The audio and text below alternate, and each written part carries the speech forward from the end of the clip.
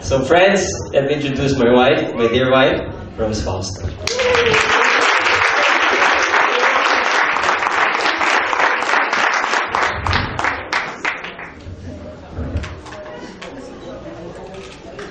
Thank you, folks. Thank you very much, everybody. I'm so happy to see everyone here. It's like a coming out party for me. Thank you very much, Father Bert and Bill, for your very wonderful prayer. I'd like to thank the people who helped me with the book also. Dr. Hani Karandang. Where's Dr. Hani? A country top psychologist who wrote the foreword. I would also like to thank the parents of successful men I interviewed whose stories are included in the book. Mrs. Elizabeth Gokongwei for the story of Lance Gokongwei. Mrs. Lillian Palermo Meloto for the story of Tony Meloto. Chan Hui M, the mother of Tony Tan Kak Tiong. Mr. Tony Tan Kak Tiong, our idol, is here, sir. When I super requested him to come, I told him that, sir, you should come because my children really want to meet their idol, because Jollibee is not just their favorite for the Yum Burgers and the Chicken Joy, but also JFC the stock. So thank you very much, sir, for coming. He's also with his wife, Grace. Thank you for coming. This is Pilar Sanchez, the mother of Bo Sanchez. Attorney Rufino and Mrs. Erlene Tan, the parents of Nestor, Raul, and Lorenzo Tan. Are they here already? But Nestor is here with us. Nestor, please take a bow. They're here. Hi, Ma'am. Hello, Ma'am. Sure. You should see the albums of Tita Ellen. Talong-talo ako. Nestor Volume 1, Volume 2, Gian and Jerry Tew, the parents of Chris Tew. And of course, the heartthrob himself, Chris Tew.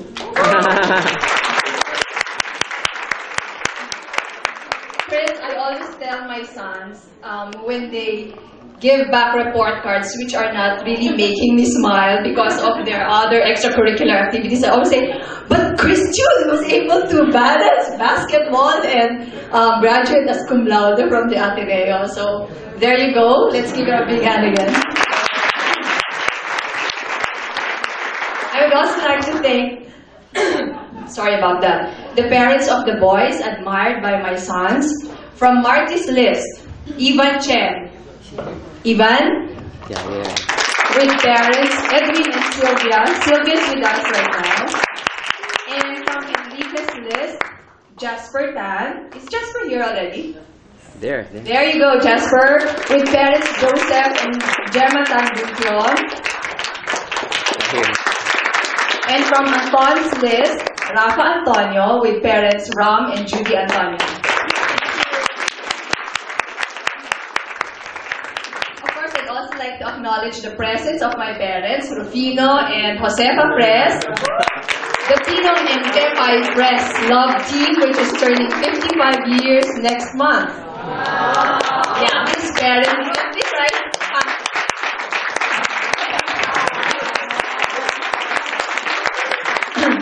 Parenting styles influence my own the greatest. And of course, my siblings-in-law, their children. Thank you very much for helping out in this event. And everyone who's here, thank you all for coming. When people ask me, Rose, why did you write a book? Actually, my answer depends on how much time I have to answer the question. If there's very little time, I just say, oh, it's my midlife crisis project. But if the one who asks the question presses on and there's enough time, this is what I say. Well, all throughout my 2 decades of parenting, I've taken a lot of photos, made a lot of photo albums, recorded their milestones. Excuse me. Recorded their milestones, written about my experiences, about my parenting, both happy and sad. My gosh, even my yaya was required to do an hour-by-hour journaling of my babies when I went back after my maternity leave. I'll give you a sample. 7 a.m., drank 8 ounces of milk. 7:30 a.m., birth. 8 a.m., vitamins. 8:30, pinaarawan sa labas. 10 a.m., take a bath. By the way, I'd like to acknowledge the presence of my Yaya Shera. Yaya Shera, sister of Marty, my oldest, when he was a baby. Thank you, Ate. Going back to my story, Marvin also did his share of documenting our boys' life. He did the audio and the video recording. It started when they were still in my womb, yung the heartbeat.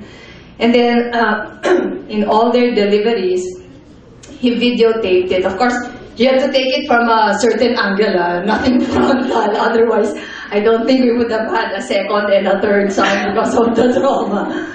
So anyway, he video recorded their baby days, their first crawl, their first steps, their first day at school, their Christmas presentation, the reading of honors, graduation, sports competition, and their dance competition in different venues, including the Araneta Coliseum. You will see a sample of that later.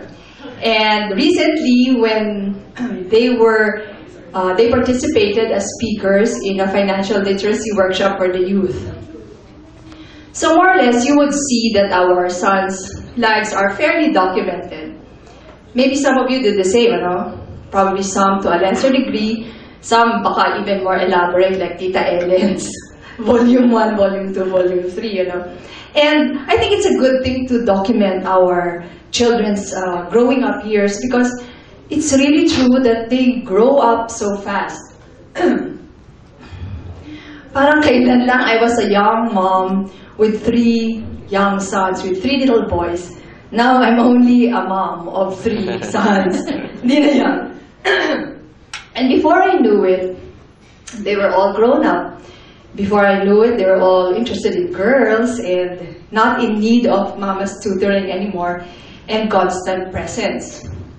Of course, I'm not complaining, no? And when I look at them, emo moment. When I look at them, I'm so pleased. I'm actually very happy and proud. And of course, they're not saints, but they're just wonderful creatures. And I thought maybe Marvin and I did something right. And so this, plus that thing that you feel when you're in your 40s, you try to think, what else can I do pa kaya? I mean, at this point in my life, what is God's will for me right now? I'd like to share with you the way a novelist, theologian, philosopher defines the will of God. This is Frederick Buckner. I don't know if that's how you pronounce it. He defines it as this: God's will for us is the intersection of our greatest passion and the world's greatest needs. Let me say that again. It's the intersection of our greatest passion and the world's greatest needs. So what's my passion? Definitely it's raising my boys.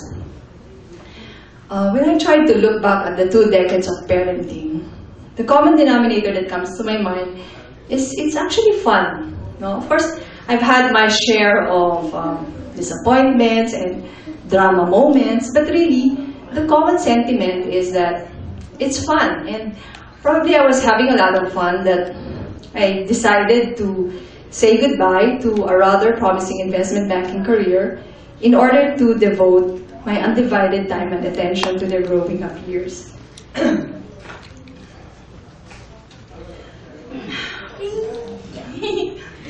Anyway, so I was not just doing this for them because I'm really so in love with my boys. Of course, my first and greatest love is still Marvin, So, okay. Nawawala rin ako sa thought flow.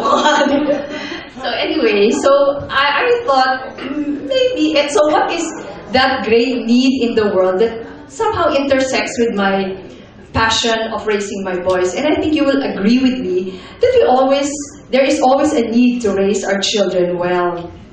And so I thought, maybe I have something to share. So, sige, let's start. Maybe I should write a book about raising boys. But at the start, I was very hesitant because, yun nga, as what Marty said, I didn't want to put undue pressure on them. But then, there's always this nagging feeling na, sige na. And then, of course, my ever-supportive honey, he said, sige na, honey, you just write the book, finish it. And if in the end, you decide you don't want to publish it, then we'll just print a few copies. We'll give copies to our sons, and then they will give to their children, and then they will give to their children's children. In that way, they will know their roots. So, sige, I went ahead with the writing of the book. And then I decided to interview the parents of successful men that we, Marvin, my sons, and I admire. And you know what? I experienced for myself that really things just fall into place when you're doing that thing that you're supposed to be doing. And I experienced the generosity of people to share. Because, you know, when I approached these successful men, they really didn't know me with no writing a book credentials whatsoever. I was just a mom who wanted to share stories with other parents in the hope of inspiring them to raise their sons to the best that they can. So there you go, and I was able to interview these famous people whom I mentioned a while ago. So this emboldened me. No more hesitations, just do it. So here we are right now at the launching of my book, my very first book, Raising Pinoy Boys, My Work of Love.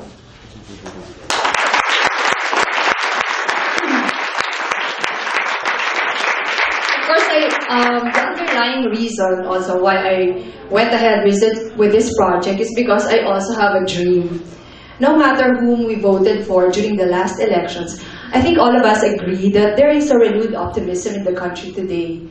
Well, these days we wear shirts that prominently displays the map of the Philippines, and we now say, I am proud to be a Filipino more often.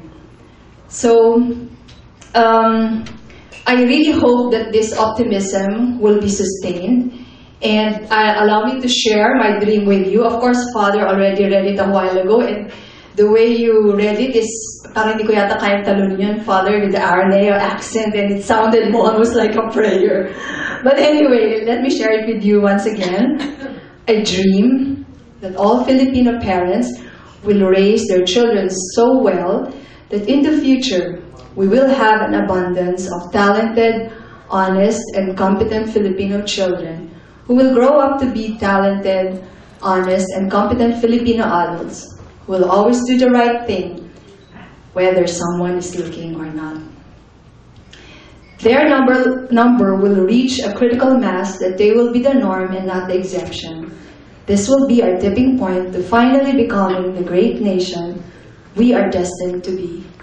I hope that this book will be my humble contribution to this dream.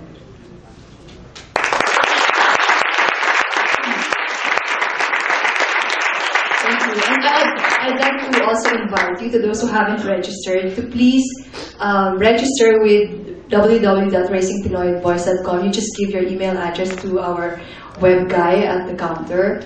And I envision this to become a site which will be a group of families forming a support system, sharing their stories, and in order to really raise our Pinoy boys very, very well. Again, thank you very, very much. Maraming salamat po sa inyo.